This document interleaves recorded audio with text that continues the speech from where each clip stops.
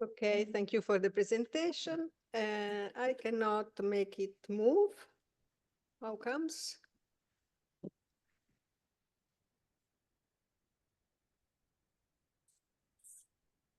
Ah, questo è il mouse, vedi?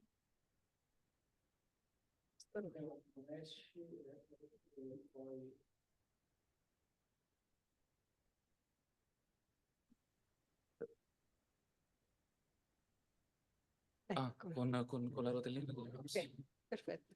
Okay, we found out how to do. So, as thank you, Alessandro, for your presentation. I hope you can hear me well. And I will now move to my presentation. The object, the focus of my presentation will be the role of social norm and institutions in the determination of the general level of wages.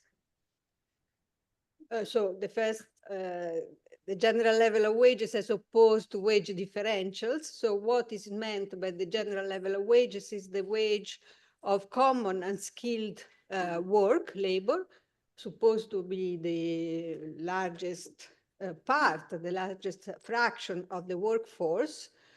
Actually, if we imagine, as it seems to be the case, that wage differentials are quite stable over time, then it would be similar, I mean, the same thing to talk about the general level of wages as the wage of a skilled labor or as the average wage, because the two would move in step.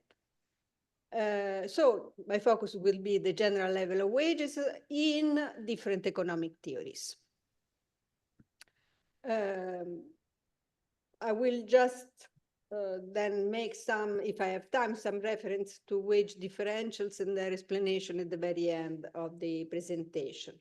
So the role of social norm and institution, what my focus will be on their different position, let's say, in different economic approaches and different economic theories, and the role they play in the labor market strictly depends on how these different theories conceptualize what is the demand for labor, whether it is a given quantity of hours of work or men or women, persons, laborers that are needed in the system, a given quantity, or instead a function of the wage rate. A function of the wage rate, as I will try to explain, means that there is a systematic and necessary relationship between the level of the wage and the level of employment. So I will try to show, yes, I hope to make myself clear, how different theories have different ideas of what is the role of institutions in the labor market, and these different ideas are strictly connected with the theory behind the demand for labor. So I will present two major approaches. As many of my colleagues have highlighted in the previous talks in this cycle of seminars, there are two major traditions in the history of economic thought. One is the surplus approach, which was common to the old, usually called classical economists, from Quesnay to Smith and Ricardo to Marx, and more recently recovered by Sraffa. And currently, I mean, modern economists, modern scholars adopting this perspective put together, let's say, the surplus approach to the determination of income distribution and prices with Keynes's principle of effective demand and his theory of output and employment. So it's rather a synthesis of these two contributions, two lines of contribution. The other tradition is the one which is called marginalist or neoclassical. Marginalist is more appropriate, but neoclassical is the more common label for this approach. These are the main names associated with it, although there are differences between some differences, methodological differences among these authors. Marshall was partial equilibrium, Varras and Wicksell rather general equilibrium theory. The general equilibrium theory by Wicksell is different from the general equilibrium of modern economists like Arrow Debré, because there are some major, just to make it very short, in the modern version, general equilibrium theory, like Arrow Debré, that attempt to avoid the problems highlighted by Sraf and others in the traditional approach has led to assumptions that render the theory highly unrealistic. So from where the accusation of being highly unrealistic to this theory. However, in its traditional version, Marshallian and Wickelsian, it's not so immediately unrealistic, let's say. And I would contend that economists that deal with the explanation of real phenomena, be they historical or current labor market, the effect of policy, et cetera, do use rather the traditional approach because it has more direct relationship with the real world. So it is that kind of traditional approach that I will compare with the surplus approach. So before I move to what differentiates these two approaches vis-a-vis the determination of wages and the labor market, it's perhaps useful to emphasize what they have in common, because there is something they have in common. What they have in common is the view that competition, in market economies, competition is a major force, disciplining force of economic phenomena. So what are the effects of competition? One effect, for example, is that in a unified market, maybe local or national or international, whatever is the size of the unified market where the commodities can move about and buyers also can move, in that unified market, the price of the same commodity will be unique. So the idea that we have a unique price of corn is not immediately related to observation of real world phenomena, but is already an abstraction, and an abstraction that derives from the idea that competition always tends to realize that situation. So uniform price for the same commodity, for a uniform homogeneous commodity. It also implies, for the same reasons, that there is a uniformity of returns for labor and capital. So workers with the same characteristics that can do in the same way, the same jobs, perform the same task, will tend to have the same wage as an effect of competition. And similarly, capital invested in different uses, different production, will have the same return, the same rate of profit, net of risk. Of course, riskiness can be different in different employment of capital, but once you compensate for risk, then the return to capital, the so-called pure return to capital, should be uniform in a unified market. So both approaches, both theories recognize that competition in a market economy tends to realize these conditions. And both in their analysis of how the market works, take for granted that there is the rule of law applies, that contracts are enforced, and there is no violent competition, does not take the form of violence or violation of rules, contracts, etc. But the two theories have very different views concerning how the labor market works. So the two approaches do not share the view that competition entails, when there is unemployment, unlimited downward flexibility of the real wage, the wage in terms of purchasing power, or in the opposite case of an excess demand for labor, so more the quest for laborers in the economy than the labor force, there will be an unlimited push towards increasing wages. These ideas about the unlimited flexibility of wages goes strictly hand in hand, is necessarily, as I will try to show, to to make evident, goes together necessarily with the notion that changes in the real wages will cause employment to systematically vary in the opposite direction. Hence, we have unemployment, competition among workers causes a fall in wages with no limitations, but this fall in wages then will cause an increase in the employment level. So eliminating unemployment, eliminating the cause of the fall. These two ideas are very strictly connected and are typical of the marginalist approach. Whereas in the surplus approach, we have a view of competition as working, as I said before, towards uniformity of returns for the same kind of labor, uniformity of wages.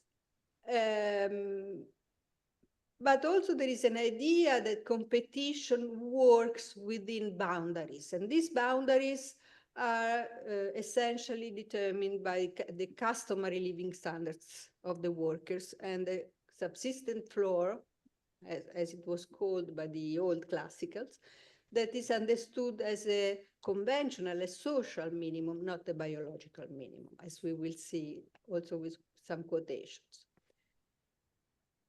So neoclassical theory can admit that there can be a biological limit to the fall of wages in the, backward economies where capital is not developed enough to provide work for everybody. There can be structural unemployment due to underdevelopment of the productive forces, and hence, as a consequence of this, there can be a limitation to the fall of wages associated to the necessity for the workers that are employed to survive and to be able to work. But this is relegated to a biological minimum and to a particular situation of underdeveloped economy, whereas in the classical theory, as we shall see, is the general approach with no qualifications.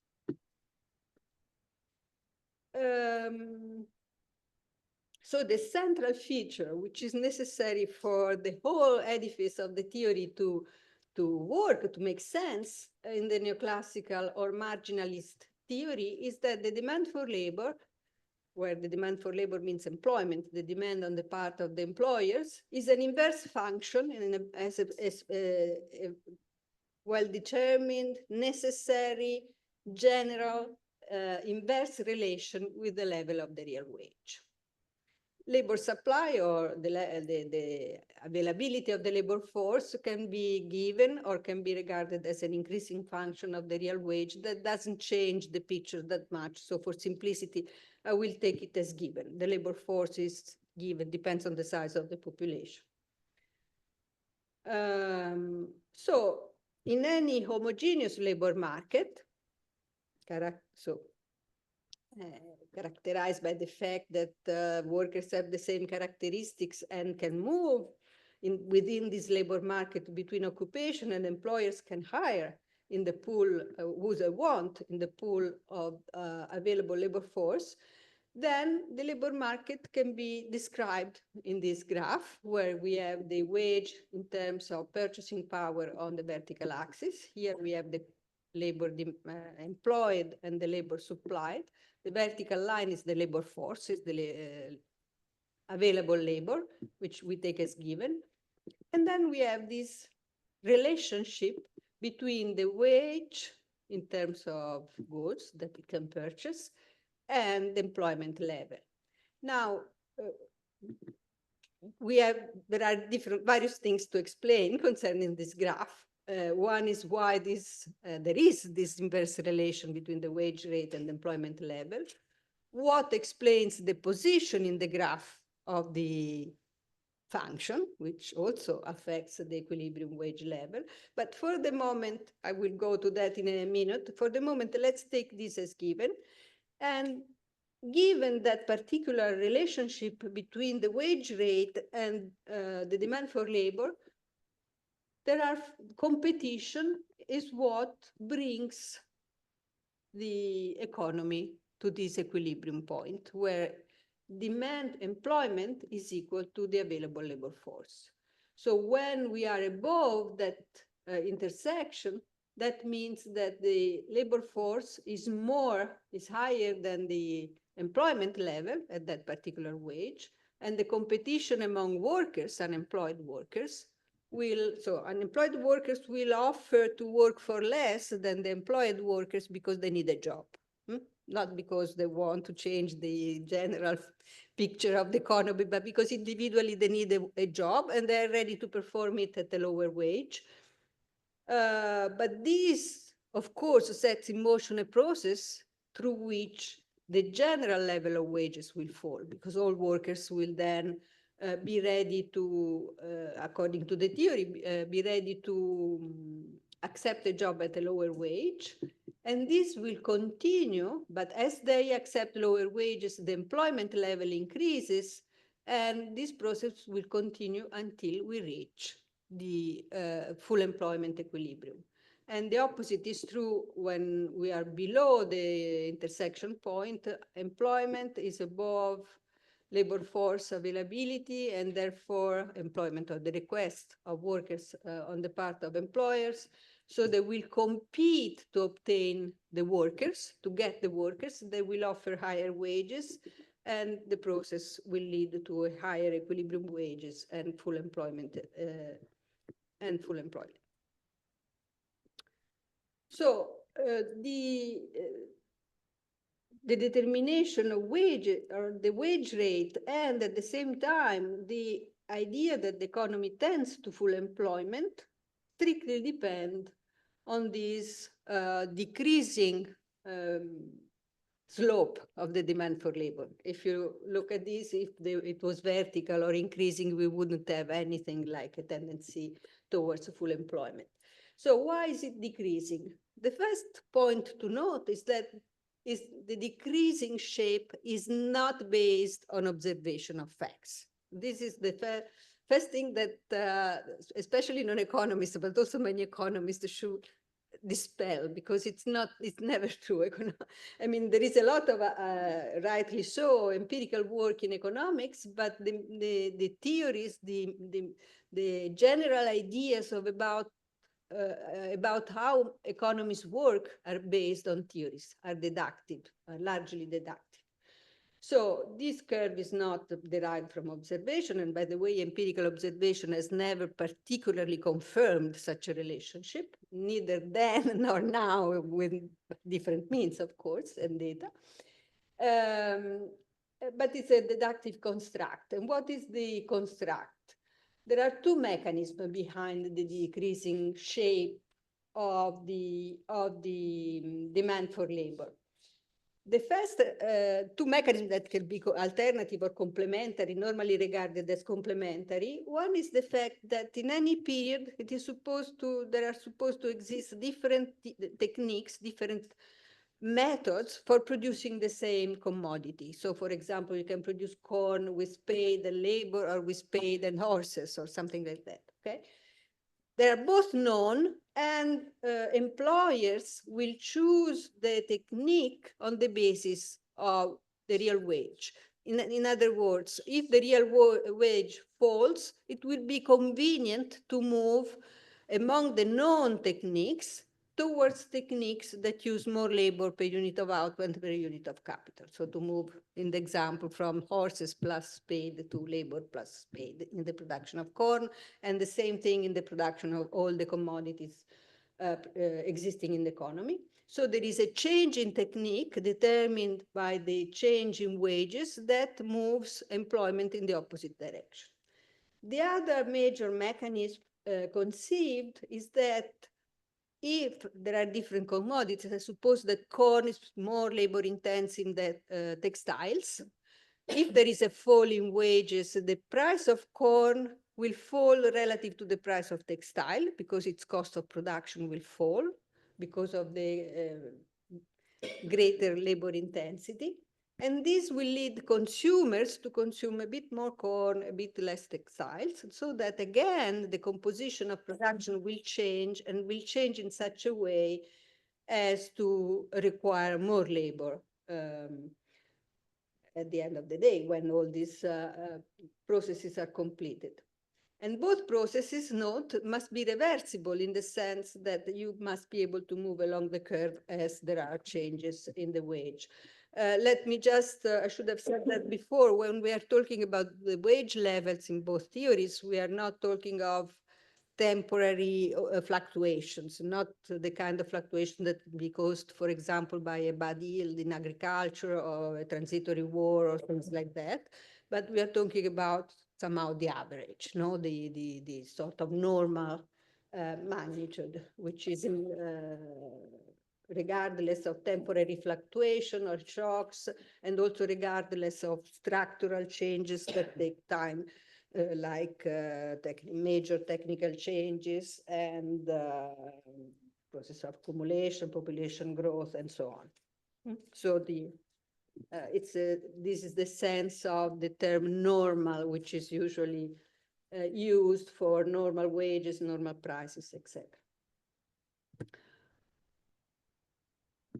Now, as we have seen in the graph, if you change the position of the labor demand, still stays declining, but if it changes position, the equilibrium level of the wage will change. So what are the causes of shifts, of movements of the curve up and down? It is changes in the endowments of land or capital. So an increase in the capital stock or increase in fertile land will move the curve upwards and then determine an increase in the real wage in the economy. The full employment wage will increase. Technical progress also normally would shift the curve upwards, and therefore the impact of technical progress in this framework of analysis is that it increases productivity and wages, and is in general beneficial to the workers. So you can have transitory unemployment in certain occupation, etc., but overall, in the aggregate level, the economy will anyway tend through wage flexibility to full employment, but at full employment there will be more product because productivity has increased thanks to technical progress.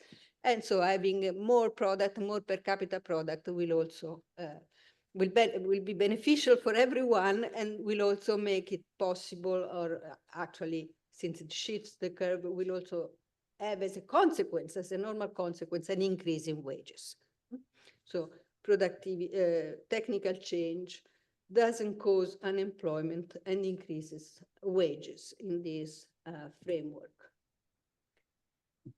So some implications that in my view can be important to underlie if this theory has to be then used to interpret historical phenomena or even contemporary phenomena. The theory, implies a self-sufficiently of the theory in the sense that strictly economic forces, that is the endowments of land, labor, and capital, the availability, the quantities available, the technical knowledge, and the taste of consumers vis-a-vis the composition of their demand and hence of output, are what lay behind the supply and demand curves in the labor market. So these things by themselves determine the level of wages. There is nothing else. Nothing else is needed, and in a sense, nothing else will do, except if this something else, for example, institutions, have some effect on, for example, labor supply. That is, if you have a Muslim society in which women are forbidden to work and this reduces the labor supply, will have some effect on wages. But the effect can be only indirect, okay, through the impact on technology or labor force availability. So much so that one important result of the theory is that distribution is not affected by who is the subject, social subject, that organizes production. So the result concerning the real wage and the rate of profit, rent, etc., only depend on the block in the first block of the slide. So whoever organizes production, be it the capitalist, the landowner, the pure entrepreneur that hires both labor and the land and the capital means of production, or the laborers that organize in cooperative and organize production and hire the land, the capital, and so on. Whatever the kind of organization, a result of the theory is that this will not affect income distribution, because in the end, the economic forces and the demand for labor, et cetera, will lead, and the search, of course, for efficiency and maximum returns will lead to the same result, no differences. So there are two kinds, as I said, provided we have institutions that guarantee the ordered functioning of the society and the economy, so law enforcement, contract enforcement, and so on. Given that, we can detect two kinds of attitudes towards labor market institutions, such as minimum wages or unions, etc., in the marginalist theory. Either they are regarded as interferences with market forces, leading to some inefficiencies, or they can be regarded as useless and irrelevant. So the two, I mean, if these institutions can actually affect the working of the labor market, for example, by preventing wage flexibility, downward flexibility, then, according to the theory, this causes unemployment, hence inefficiency, because unemployment is not only a pain for the unemployed, but it's also inefficient, and may also cause misallocation of work and production because it alters the prices of everything. So this kind of institution, if they are effective in limiting wage flexibility, they run counter the general interests. They may be in the interest of the incumbents, that is, of the employed workers that benefit from higher wages, at the expenses, though, of the ones that will stay unemployed because of this rigidity. And it is the interests of the incumbents that manages to keep this institution alive against efficiency and against the general interest. And this is currently the prevailing discourse, as you can easily, recognize. This is very much, has been very much behind the proposed reform in the labor market, liberalization of labor market. The argument was generally that it was in the interest of the employed, of the guaranteed, of the unionized, of the older workers, against the interest of the younger, of the unemployment, and so on and so forth, of women and so on.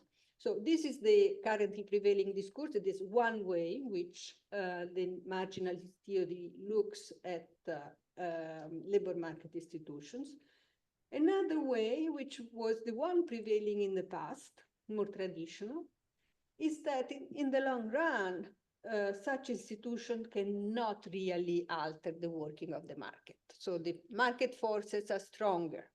So even if you have unions, even if you have some pro-labor institution, in the end, if there is unemployment, sooner or later wages will fall and full employment will be reached. So these institutions, in the end, are useless.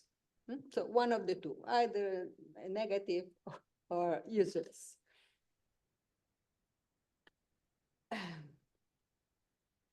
Also, I would like you to note that in this picture, the function that connects the wage level with the employment level must be in order to make the whole analysis quite plausible and understandable and sort of supportive of labor market flexibility. What is needed is that demand curve is quite flat. That is to say that even a relatively small fall in the wage rate is able to bring about a significant increase in employment. And so the kind of change in the wage level that is needed to bring about full employment is not, is acceptable. It's plausible and acceptable and socially acceptable. Whereas if the demand curve is steep, even if you have this inverse relation, but it's not, I mean, it's steep, so a change in wage does not have a great impact on employment, then you could have both the case, you could have the case that the two curves, the labor supply and labor employment never intersect, so there is no equilibrium. Or you could have a situation in which even if they intersect, to reach the full employment equilibrium requires changes in wages that are too high to be socially acceptable or non-destabilizing from the economic and social point of view, and perhaps damaging the labor, I mean, the working class as a whole, although since you have a large fall in income in order to reach full employment. So this is the general picture with the marginalist theory. Then I will come back summing up the major implications. But now I want to move to what have been the problems that have been highlighted in this approach, and what is the surplus approach as an alternative. So the two main criticisms to this theory that have been moved during the last century are those that can be referred to Sraffa and Keynes. Keynes did not cast doubt or put in discussion the analytical premises in their Marshallian form, but what he criticized were the conclusions of the theory. So to put it in an extremely simplified way, but just to make it clear clear the implication in the context of this discussion of the labor market.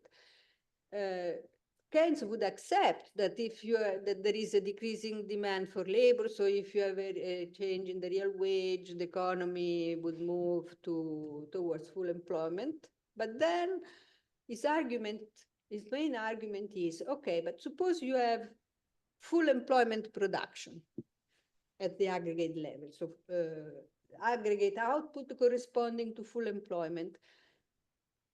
How can we be sure that this output will be sold? So what he discusses is that there are no reliable economic mechanism that will ensure that the level of production that corresponds to full employment of labor will be absorbed by demand. Aggregate demand can be below the full employment level of output, and if so, production will be below full employment and there will be unemployment. Okay, so demand becomes a constraint on the level of production and determines it actually. So the level of production determined by aggregate demand may be below full employment. Okay. And therefore, in market economists saw the possibility of persistent unemployment and underutilization of physical capital if demand is below full employment output, if aggregate demand is below full employment output. Sraffa, and after Sraffa, Garegnani and Pasinetti find flaws. It's a different kind of theory. It is an analytical criticism to the foundations of neoclassical theory. And what they do, in fact, they demonstrate that under the same assumptions made in neoclassical marginalist theory, it cannot be demonstrated rigorously that if you have a fall in wages, then the two mechanisms that I described before will work in such a way as to bring about higher use of labor compared to capital or in proportion to output. So in fact, they show that this decreasing demand curve cannot be demonstrated rigorously. The reason behind it, just to make it very brief, but a change in distribution alters all relative prices. There are many kinds of capital goods, many kinds of products, and the change in their prices and cost is so complex that you cannot rely on the fact that if there is a decrease in wages, then the kind of production processes that use, in some sense, more labor will become cheaper with respect to others. So cost minimization and profit maximization does not necessarily lead to the kind of relationship that was expected in neoclassical theory. And this critique provides, of course, further support and strengthens Keynes's position. Why? Because, again, put it very simply, the criticism by Sraffa, Garignani, and Pasinetti means that there is no tendency to full employment. The tendency to full employment cannot be demonstrated on the side of the demand for labor or capital. Hence, we don't have anymore a valid theory of output within marginalist theory, and the only possible alternative, the only other theory of output and employment which is available in the history of economics, in the history of economic thought, is Keynes' principle of aggregate demand. It is aggregate demand that determines output and employment.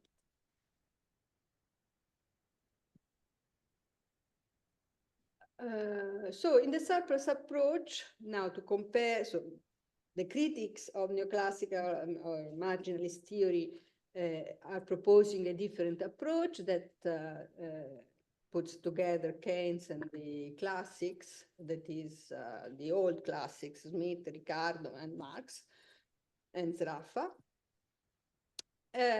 What is for what we are concerned here, the determination of wages, what is the main point is that in that approach, there is no notion, there is not the conception of a systematic decreasing relation between real wage and employment. So in the old classics, the employment is simply the result of the stage reached by accumulation, technical, existing techniques, existing physical capital. In the modern version, we have the role of aggregate demand in determining the level of employment, and there is no immediate connection, in any case, not a decreasing connection between the real wage and the employment level. So these two things, wages and employment, at first, as a first stage, as a first approach, can be determined independently, and then case-specific analysis can tell us if there are connections. For example, higher wages in modern economies often involve higher demand for consumption goods, and therefore they can even have a positive impact on the level of employment, or at least positively affect domestic demand, or they may have some negative impact on foreign trade and other things, but that's case-specific to the given feature of the economy, but there is no general connection. So as a first stage, they have to be analyzed separately.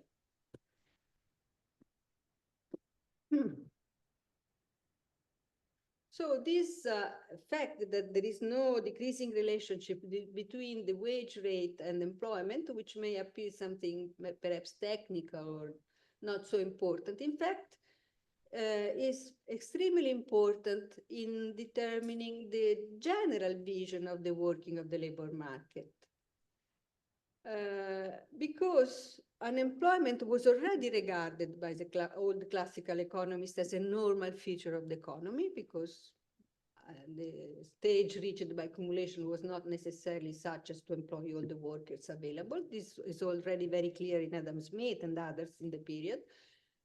Moreover, of course, it is clear in Marx.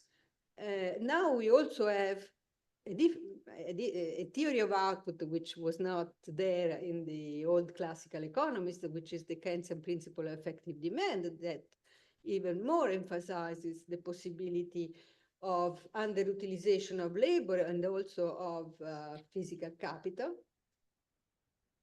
So if unemployment is a normal feature of the economy, you can call it with different names, redundant population, discouraged, I don't know, there is, you know, there may be explicit unemployment, hidden unemployment, underemployment, and so on, various forms in different kinds of society. But if in general there is no tendency to full employment of the labor force, then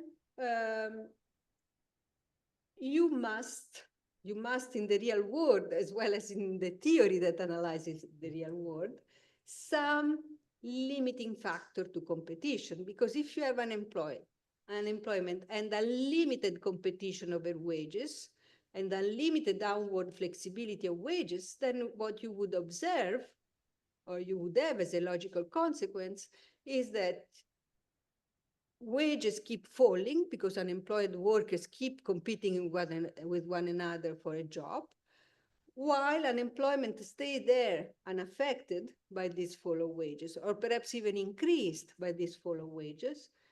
So this would cause an extreme instability, no? Social instability, economic instability.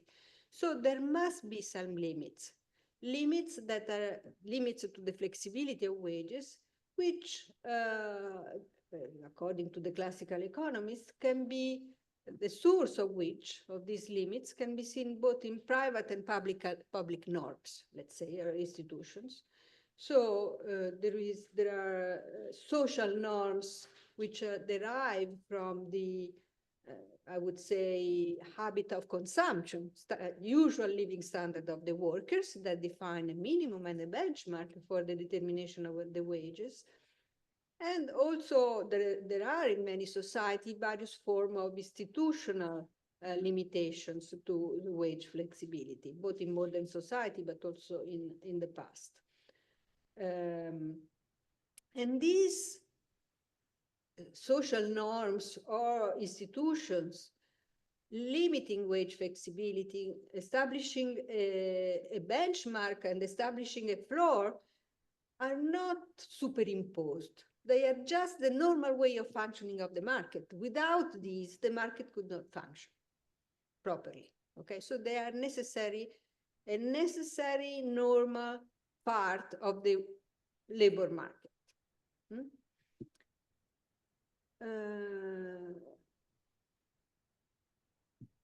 In a sense, I mean, as I said before, all economic theories take for granted that there is a legal framework, institutional frameworks that permit the proper pacific working of the economy and society, enforcement of law, enforcement of contracts. In a sense, in the classical approach, in the surplus approach, institutions and social norms limiting wage flexibility can be seen as having the same position, the same role as institutions limiting violence. That is something that ensures that the market works in a way which is not damaging to society.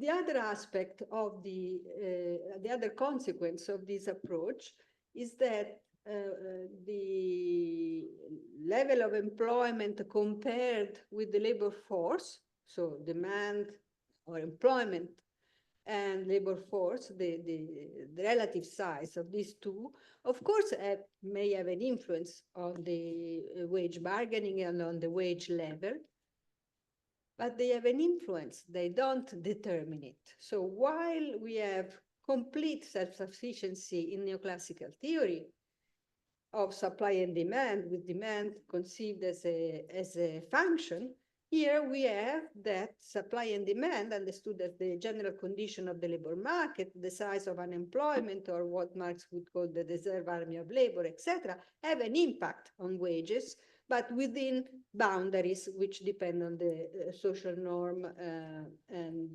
the usual living standard of the workers. Here I've made a very simple example to show what is the difference between affecting and determining, because it may not be so clear. In the first example, I have written an extremely simple form of labor demand, employment as a function of the wage. So we can think of A as a given sum of money over the wage rate, determine the level of employment, of the demand for labor, the work demanded by the employers, and the labor supply or labor force is equal to L. Then the equilibrium condition you can write as L, total labor force equal to demand, to employment, and then you derive a level for the wage. It's very simple. In the classical theory, Wage fund theory. it is provided any form of provided this is decreasing demand. This is the simplest form I could think of. Then you can have in the classical theory, you have that labor demand is a given quantity, a certain number of units of labor, call it B, and then the labor force is a certain number, call it L, of units of labor. A condition of equilibrium would not determine the wage rate, not any level of the ratio between B and L would determine the wage rate, but of course it can have an influence. And the influence, I think it is, I see it has moved. Okay, but maybe, okay, anyway, maybe I can explain in word where the thing has been completely ruined by I don't know why. So the final object of the Sarpros approach is determining the normal wage. The factors contributing to this determination are the customary subsistence, that is customary standard of living of the workers, historically acquired, which represent a floor and a benchmark. Then another influence is the bargaining position of the workers. And these two things, living standards, historically acquired living standards, and bargaining position in the current period determine the normal wage. The bargaining position, in turn, may be affected both by institutions in a very broad sense, political institution, political representation, labor market regulation, unions, and so on the one hand, and on the other hand, by the condition of the labor market, i.e. by the ratio between the level of employment and the level of the labor force or working class population. So there are various factors. In turn, the normal wage level may be feedback, long-run feedback effect, both on the minimum standard of living, of course, because this can change over time, and can have a feedback effect on the size of the labor force, the size of population, and so on. The notion of subsistence in the classics is very interesting. It's clearly not biological. So the minimum of wages is clearly not biological. This is very common among different authors. Smith's definition has been taken up even in modern time, for example, by Amartya Sen, who found it foundational for his analysis of needs. So it's not an old thing to be overcome. Smith says this subsistence is not only the commodities which are indispensably necessary for the support of life, but whatever the custom of the country, then that it's indecent. So this social element is ever present for creditable people to be without. Okay, so this is the definition of the minimum. And its evolution over time, of course, depends on the fact that if there are historical conditions that favor higher wages, this then becomes incorporated in the customary living standards. And again, this is a social phenomenon. That is, this occurs because there is, let's say, a certain uniformity of consumption among uniform social groups, so to speak. And they establish a social standard. No? So, for example, James Stewart, writing in the 1700s, say that these habits, these subsistence consumption habits are formed by the necessaries. So what he calls politically necessary are the subsistence minimum, but is political in the sense it's a social minimum, are formed by habit and education, and were regularly established, create another kind of necessity that has for its object certain articles which distinguish what we call rank in society. So British English people always very worried with rank, but anyway, it's quite meaningful. And this refers to the workmen. The workmen, having long enjoyed higher incomes, will have bettered their way of life. And since there are many and live uniformly, anything which obliges them to retrench part of their habitual expense is supposed to deprive them of necessaries. So it's very clearly something social that defines the minimum.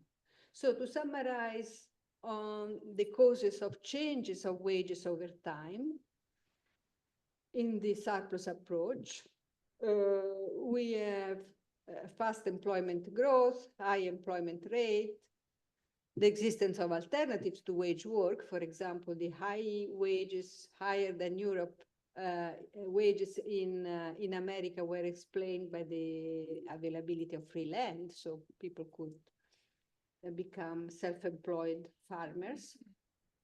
The forms of government, political representation of the workers, laws and regulation concerning the labor market, property rights on the means of production, and the separation of the property of the means of production from labor, inequality of income and wealth, and the urgency of need of the workers to work, the degree of urgency. So these are all things that are already found in the old, much before Marx, Smith and others of the time. I know I am late, but I just take 5 minutes to sum up. I will leave out the wages. So the main difference is in neoclassical theory, labor market regulation, social norms and institutions are superimposed to market forces and cause inefficiency if they are relevant at all. Whereas in the surplus approach, they are a necessary part of wage determination and of the working of the labor market. Without them, the system would be economically and socially unstable. Okay, this I already said. Income distribution in neoclassical theory is the result of economic laws independent of property rights and independent of wealth and power. Attempts to increase wages, for example, by the action of unions, would result in damages to other sections of the working class. Whereas in the surplus approach, the division of income is necessarily the result of social forces, the combination of economic contingencies and economic factors, for example, the level of employment, but also always of social forces, such as the bargaining position of the worker, power relation, etc. So there is no self-sufficiency of strictly economic factors, such as technology and capital endowment. There is a clear conflict between capitalist landowners and workers on the distribution of income, and an increase in wages due to, for example, to unions or other institutions would increase the income accruing to the working class as a whole and would not affect unemployment. This is a major difference. In the surplus approach, structural unemployment due to lack of physical capital accumulation and technical change, but not lack of aggregate demand in the old classical. Keynes introduced the issue of aggregate demand, the lack of aggregate demand as a cause of persistent unemployment. In the current modern surplus approach, we see a continuity between so-called Keynesian unemployment determined by a lack of aggregate demand, which cause underutilization of capacity and hence non-creation or even destruction of capacity of capital, physical capital, which then leads to structural unemployment. So there is continuity between unemployment due to lack of aggregate demand, and which in turn causes or may cause unemployment due to lack of capital, lack of means of production. Technical progress is always positive for workers in the neoclassical approach in terms of wages, while not affecting unemployment, while in the surplus approach may cause persistent unemployment, Ricardo, Marx, etc. And this may create, the increase in productivity may create space for wage improvement, but not necessarily. Depends on the bargaining power of the workers. And of course, for example, technical change creates a lot of unemployment. It is unlikely that will then also cause an increase in the average wages. In the modern configuration of the surplus approach, technical change may favor economic growth only to the extent that it stimulates demand, particularly export and consumption. The effect of pro-labor institution, I have already said.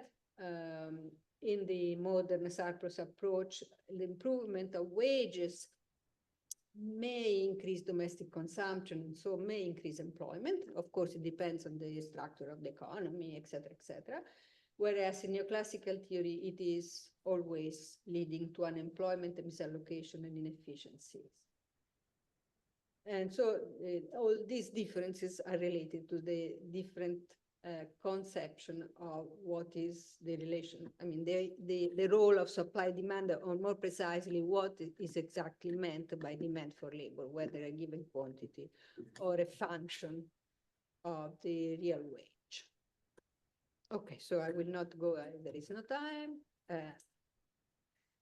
So I hope that this has been useful in the sense that it has highlighted how different theoretical approaches in economics may provide a different explanation of the causes and effects of a number of phenomena that are historical phenomena, like technical progress, employment growth, population growth, and so on. Okay, thank you. Sorry for being this long.